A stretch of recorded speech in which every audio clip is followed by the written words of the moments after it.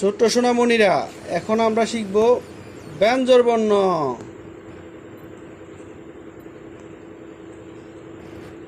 ক, খ, গ, ঘ, ঙ, ছ, ছ, বর্গীয় জ, জ, ঞ, ট, ঠ, ড, ড, মূর্ধন্য ত, থ, দ, দ, দন্তান্ন। আমরা আবার পড়ছি।